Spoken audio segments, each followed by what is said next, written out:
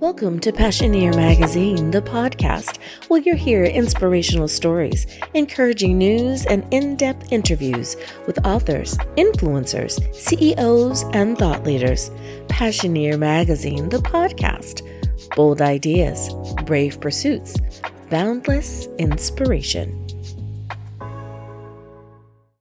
Hello, hello, hello. Thank you so much, Korena, for it. I can't talk. I'm so sorry. Nope, that's good because I'm going to do that at some point too. So, Whoa, here we go. Hello, hello, hello. Thank you so much, Korena, for joining me here on Passioneer Magazine, the podcast. So glad to have you. excited to be here. Thank you. Absolutely. Now, I cannot wait to talk to you about the all that you do, but I try to ask the first question as who are you? Tell us a little bit about Yeah. yourself because I realize I might be introducing you to someone for the very first time. So tell us a little bit about yourself. Yeah, absolutely. I am currently the CEO and visionary for a digital marketing firm headquartered in Sioux Falls, South Dakota. The company will be 14 years old in just a couple of months, so we have been around the block a few times, if you will. Before that, I worked in full service agency realm and full service ad agencies as a media strategist. So my background really is, or my professional background is really about understanding the intersection of where and how we place messages to how our desired audience engages and interacts with them. And so I've got a lot of years, almost 30 years of experience in this realm, and just everyday love learning the nuances and how things are changing and how new technology is really transforming that relationship between the brands and their clients and consumers. And I love that. I think that women need to have a seat at as many tables as we possibly can Yeah. because not only do we need to know what's going on, but perhaps our voice brings a certain perspective, a certain insight. Mhm. And I love Yeah. that you are doing that. Now, speaking of women, one thing that I talk about, as does the magazine and the podcast, is women's empowerment. Now, I don't Mhm. want anyone to think of this as a, guns blazing type of approach to women's empowerment, but just what are those daily things that we can do to make sure that our women and girls are remembered, nurtured, and moving forward in a positive direction? With that being Yeah. said, how do you think that your industry is helping to move women forward in a positive role? Yeah, and I think that's a great question because advertising industry as a whole, and specifically the digital and the technological side, has been very, very male dominant. Even when I first started sharing with people and people that I had been working with for several years, like 10s and 20 years, that I was starting this digital marketing business, I had several of them tell me that I couldn't do it, that it wasn't possible, that a woman couldn't be in this role or have this business, and especially one that I was starting from my home and working from my home so that I could be present with my family and my kids. And so having experienced a lot of that in my journey, I think the key things that we can do is really watch for those scenarios, watch for those situations, and be the one that lift up other women and encourage and provide, whether it's opportunities or education or knowledge or training or experience in some of these different segments. And I am really happy. So the Internet Advertising Bureau, which is kind of like the governing, you will say the FCC of the digital ad space, if that helps define it a little bit or add a visual. They really identified a few years ago that women and minorities are underserved and underrepresented in this industry and have created opportunities and scholarships and training specifically for some of those groups. And so I'm thrilled to be a part of an organization that recognizes that and is taking actions to move forward. Absolutely, absolutely. And thank you for sharing that. So many times we aren't aware of the all that's going on in the background. There's Mhm. so much noise around us just in our day-to-day lives of just Yes. trying to get from point A to point next, wherever you are in the Yes. alphabet, that Yes. we just don't know everything. So thank you for sharing that. Now, when you think of women's empowerment, what things come to mind for you? Personally, again, I try to do radio, TV, magazine, podcast. I'm trying to make a space for women to be able to share their voice. How do you envision women's empowerment, or how do you help boost women personally? Yeah, and for me, I think I don't have the big platforms, and I applaud you for doing that because I do think it's needed. But for me, it's about just the little daily actions and things that we can do every single day that makes space for someone to be heard, someone to felt like they're being seen, someone to be given an opportunity or just an introduction to an opportunity that they didn't know existed before. And for me, a big part of that too is having my network Hmm. and my support system of women that I know I can go to and be vulnerable and share frustrations and share experiences, and they will build me up. They will support me. They will provide encouragement. It's kind of a group of women that we're like, hey, we can do anything. We can do anything we set our minds to. So how do we navigate through this? Not how do we kind of wallow in the here and now and what the roadblocks are in front of us, if you will. So I try to create that not just for the people that I rely on, but for others to be that resource for them to say, hey, this sucks right now and I don't like it. And I don't want to be in this space. And it's maybe unfair, but it's definitely frustrating. And how do we work through it? How do we process it and work through it to come out better on the other side and to come out further ahead? Hmm. And, for me, it's a lot of stubbornness. Like, oh, you're going to tell me I can't do something? You just watch me do it. Like, I'm going to prove you wrong. But I shouldn't have to do that either. And I don't think other people should have to do that.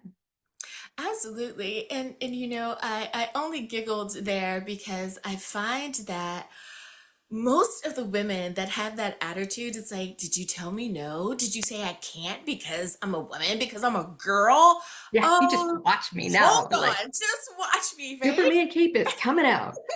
And Yes. it just so gives us that stepping stone, that Mhm. energy, that boost that we needed to not only Yeah. do it, but do it well, to do it with um, such determination that that person will never doubt again our ability to be able to do something. And I love Yeah. your perspective of there's so much that needs to be done, but we have continued to make those strides, that if we continue to do our little bit, each one of us, just a little bit, then Hmm. we are continuing to make more space, more room Yeah. for the next generation. We are so much better off than like Yes. our grandparents, right? Or Hmm. our great grandparents. So 100%. I love what we are doing collectively. However, I do want to ask the question in your industry, and you kind of mentioned it before, that women are not exactly where we hoped we could be at this time. And there are some challenges.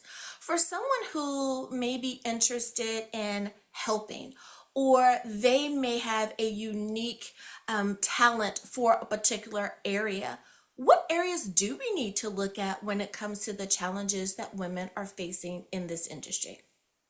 Yeah. And I think, unfortunately, a lot of it is just bias, I think that still exists, unfortunately. And trying to recognize that. And, even I had a situation a few years ago where they were looking at changing tax laws around our industry and advertising and what we're doing. And our congressman came to town and wanted to meet with like CEOs and VPs and general managers of like all the local media. So, or statewide media. So it was the newspaper that had been around for 120 years. It was the TV stations that had been around for 60 years. Like all these big heads were invited. And somehow I ended up getting myself invited to the conversation. And when I walked in the room, it was a room full of 60 plus year old men and me. And one of those was a former boss, one of my former managers. Mhm. And he basically came up to me in front of all this group of men, clapped me on the back, and said, "Hey, kiddo, why are you here?" Oh no. And took a moment to count it to 10, Yeah. kind of patted him on the shoulder. And I said, "Well, the same reason you are, old man, to talk about taxing our industry." And he was a little bit taken aback, but changed the subject. Yeah. And I had to excuse myself and walk out of the room because I was about to blow my top. But also, it's jarring on our confidence. Like it's like cutting us down at the knees. And that's the start of the conversation. Like most people would be, how much do I speak up and contribute now in this conversation if that's going to be the reception to Yeah. what my contribution is? And so I went into the women's bathroom, and because of where we were at, I was the only one there. And I just looked in the mirror and I just kept telling myself, like, you've earned this. You belong at the table. You have earned a seat at the table. Don't let them take your spot away. Mhm. And I had to tell that to myself and out loud in this women's bathroom multiple times before I could walk back in that room Mhm. and be a valuable part of the conversations. And unfortunately, that's going to exist until there's really a changing of the old guard and we get some of that out of there. And so for me, it's just about taking that opportunity to maybe it's a little jab back at Yeah. him, but just making him realize the comment that he made and the impact that that could have. Yeah. And Yeah. so it's educating, like, how can we educate other people that are currently here working side by side with us or in similar industries or parallel positions, that, we have a voice, we deserve a seat at the table, and our voice is valuable. Absolutely. And bravo to you for That not was hard. It was allowing very that hard. moment. Oh my Yeah. goodness. As you're saying it, I'm sure women listening and those watching, like, we all have had that moment where someone challenges a credential or the Mhm. validity of our presence. And Yeah. it just like you said, it kind of knocks the wind out of you for a second, but then we remember who we are and why we have to be here Mhm. for this moment. Yeah. And it's almost a confirmation, right? Like, this is why I'm here. Absolutely. Yeah. Yeah. Because you're Yeah. asking me, why am I here? I am here because you don't think that this is normal yet. And it should be. We should want Mhm. to have more Yeah. voices, not less voices, to help build everyone up.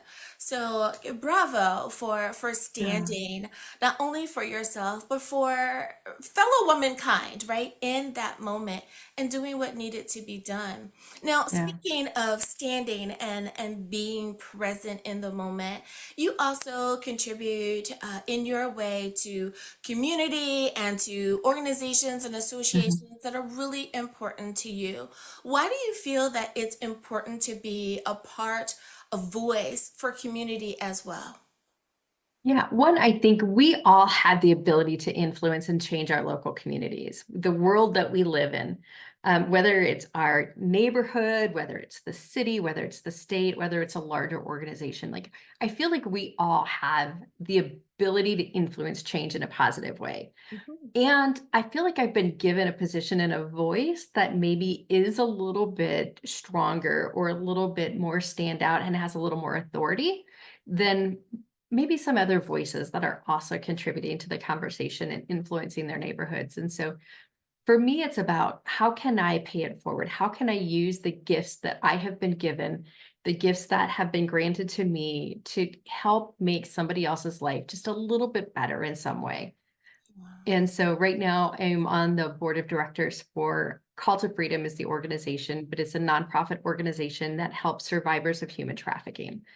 And it helps pull these women that have not had a choice of the situation that they have been put in and provide them opportunity through safe housing, through therapy, through treatments, through education, through knowledge, and through support, financially, physically, emotionally, to really overcome these challenges that have been thrust upon them and to come out of it in a much better position to where they can live independently, they can reestablish their lives, and in a lot of times get their children back because a lot of them have lost their children in the process. And so it's really about how do we bring them back to get them the life that they really deserve. And it's one I've been involved in the organization since they first launched in, boy, I think it was 2017. And I'm really excited to be on the board of directors and to be able to help, with my knowledge in marketing and advertising, but really help them amplify their voice and create awareness and have larger conversations in the public to let people know that, yes, even in small town South Dakota, like this is a reality and Yeah, it's happening here. And we need to create awareness to get it to stop. absolutely. The more I am made aware of what's going on with human trafficking, the more I am surprised but not surprised. I am appalled at the Yeah. fact that it has been going on for so long. Yes. And you go back and it's like you thumb through the pages of your memory of stories of the things that you've heard people say in general, but women in particular, that now that you understand this thing called human trafficking, you're going, oh my goodness, was Yeah. that what that was? I know someone who knows someone who knows someone Yeah. who is either on the fighting side trying to help, or perhaps someone that they know has been negatively affected in some way. Yeah. So yes, thank you for doing that work, and we do need to be made aware that it is happening in everywhere USA, your town, Everywhere. Mhm. your state. Do not think that you are immune. So Yeah. see something, say something, is starting to Absolutely. apply to Yes. more than just one area nowadays. And we really do need to be mindful. So thank you. Thank you for that work. Now, when it comes to women and the support that we tend to offer to each other, one word in particular gets thrown around a lot, and that is mentorship. That we need to make sure that we are creating environments where we are not only supporting each other, but also mentoring our peers where needed, but mentoring the next generation, making space for our girls. Are you finding that mentorship is important in the areas in which you have a finger on the pulse as well? Yeah, absolutely. And not just in Sioux Falls, in the industry as a whole, because I think a lot of young women don't recognize this as an opportunity for them and don't view it as. Now, I will say social media marketing is definitely a place where we're seeing a lot of interest, but it's so much larger than that. And exposing them and introducing them to this is one thing. But in mentorship, for me, it's really about that holistic person. Like, how can I pour into a young woman to equip her, prepare her, help her process and navigate situations, but also dream and hope for the future, dream about what's possible, and equip her with the tools needed to start implementing on those dreams and start taking actions towards those dreams. And so we have some fantastic programs. And I will say the mayor that we have in Sioux Falls implemented a program a few years ago that's really about engaging like 250 mentors in the city of Sioux Falls over the course of a year. And like, how do we engage and equip and connect people? But I also mentor through my college alma mater. I'm able to go back and mentor college students through that. And we just have some great programs through MB and the YWCA.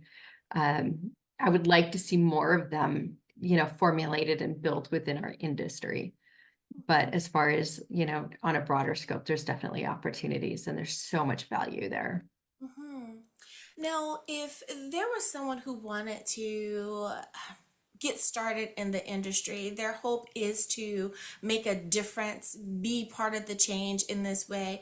What are maybe one or two things off the top of your head that you could think of? Make sure you do this, Or perhaps sometimes it's the flip side. Make sure you don't do that.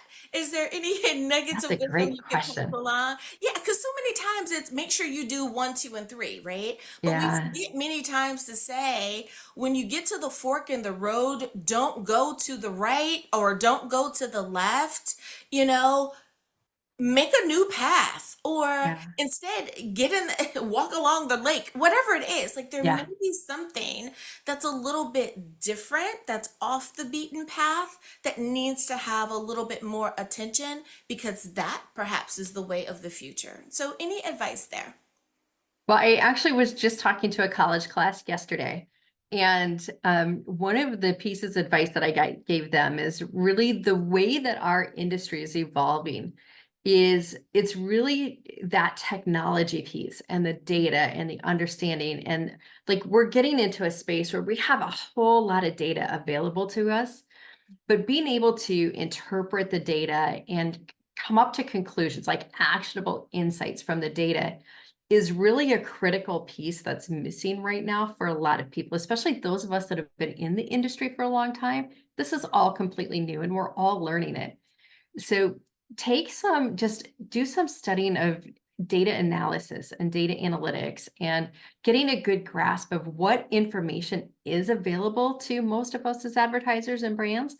But then how do we learn to interpret that data, to collect the data and analyze the data to find meaningful insights?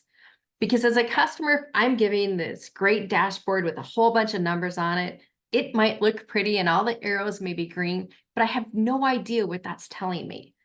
We Right. need somebody to interpret all the data and make it like understandable, break it down into nuggets, but also find the trends, the insights, and the story behind the numbers.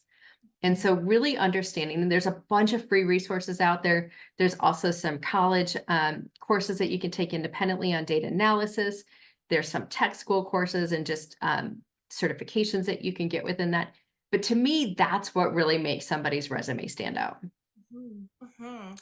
I'm just thinking about, I remember I was trying to explain something um, to a particular person. They weren't quite a client, they were a friend of a client. Mhm. And when we were talking, not necessarily about your industry, but when we were talking about the numbers, right? Looking at the information in front of them, they simply said, I don't get it. Like, I just don't get it. I understand what you're trying to say to me, but I don't understand what any of this means.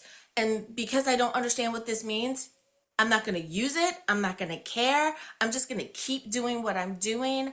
But that was the problem. The continuing along that path wasn't getting them anywhere. It's like, Yeah. you're just spinning your wheels. So you need this information. So as you were saying that, I'm going, wow, how many people are saying, that's what I need. Explain it to me. Make it Mhm. plain.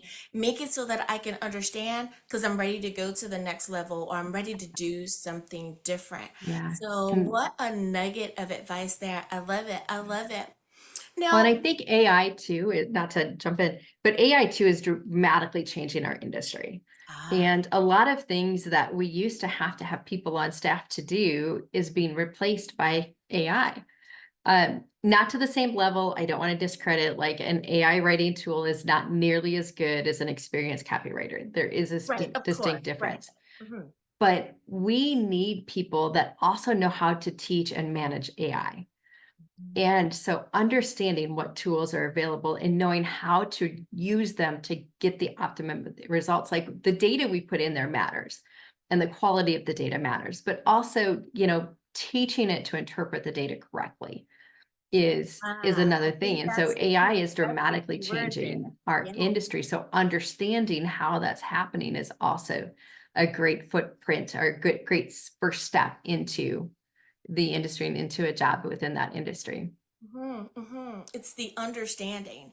And, Yes. just human to human, many times we have a problem understanding human to Yeah. human. So Mhm. for AI to be able to interpret what we mean and the little nuance that in which we say things and do things and all of that. Oh my heavens.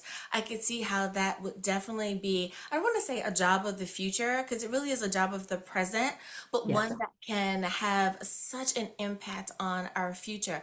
Wow, thank you. Thank you for that. I can just imagine someone going, aha, that's me. That's where I fit Yeah. in. And it's like, I feel that so many times people are trying to pivot to something new. I have a whole class that I do called Pivot for Purpose because we get to a certain point and go, I've done all I can do here. It's time for not only myself to pivot, but for me to teach others how to pivot as well. And that Absolutely. sounds like a great pivot point. How do we teach and make sure that we're utilizing AI to the best of our ability? I love Yeah. that.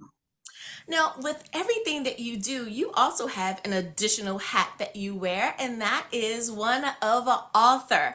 Now, of Yes. course, your book is available on Amazon or wherever books are sold, but do tell us Mhm. about your latest project, the book. Yeah. So the book is titled From Welfare to CEO, A Single Mom's Journey in Entrepreneurship. And it took me a long time to write this book because a lot of the things that I talk about in the book are things that I hid, that I didn't talk about, that a lot of my colleagues, clients, even college classmates did not know about me. They're things that, due to shame and like the stigma of labeling and judgment, I just hid from the world. And so it took a lot of encouragement from my friends in my circle, but also a lot of time for me to put it down on paper. And so I did it for a couple of reasons. One is that I want others that are walking through difficult situations, that feel like they're stuck, that feel like they're in a really hard place, that they've hit rock bottom, to know that there is a light, there is an opportunity, and they're not stuck there forever. It's not an easy path for sure, but there is a path forward. And if somebody can learn from my mistakes and the things that I have done, then, I'll be blessed. The truly, if like I can help one person feel empowered, one person find a way through, one person be encouraged to change their current situation into something more positive, then it's all the pain, all the time, all the effort is totally worth it for me. Mhm, mhm. And just, of course, recommend reading the book, getting that information in there. I tell folks, every resource that you can get your hands on that's going to make you better, read it. Even if Mhm. it's not your situation, Yeah. there might be a piece of information in there for someone that you know. And Yeah. I have gathered so much information along the way from these great interviews like I'm doing with you now. And many times it is not for me personally, but I share it with a client. I share it with someone when I'm networking. Hey, I interviewed this person and they have this book, and maybe you should check it out. And Yeah. that is the thing that changes their lives. So if we can Yeah. continue to Well, I support have a each I other have a copy. and encourage each And other, I did definitely. not write the book to make money off of it. I wrote the book really to share my story and influence or get help other people, not influence, but help other people. And so if anybody would like a copy of the book, I will mail it out for free. Um, I'm sure you'll have my information connected to this podcast. All you have to do is shoot me an email. Say you saw it when I was talking to Dr. Angela. Here's the name and address. I will mail you a book. I will get it out that same week. I promise. It will be in your hands within 2 weeks. I love it. I love it. I love that you are so caring, so kind, so generous with your resource. So many people are starting to kind of lose touch with that side because they're told you can't be successful if you're kind, and Right. I firmly disagree. There is still 100%. a Yeah. piece of the world that is in tune with their humanity. So I love that you are doing that. Karina, thank you so much for not Yes. only Thank you. sharing your book, but your journey and the all that you do with my viewers, with my listeners. Now, if someone wants to get in contact with you, of course, we'll have it down in the description for them. But if you would please, what is the best way to stay in contact with you? Yeah, so I have a website. It's just KorenaKeys.com, and it has all of the links to my social media there. It has a form that you can directly reach out to me right there on that form. Also, LinkedIn, you're going to find me on Facebook. It's not hard to find me on Facebook, LinkedIn, Instagram, all those fun places. I will say I don't have a TikTok account, but pretty much everywhere else. I'm pretty accessible and available and would love to continue a conversation. I love it. I love it. Thank you again for being a guest on Passioneer Magazine, the podcast.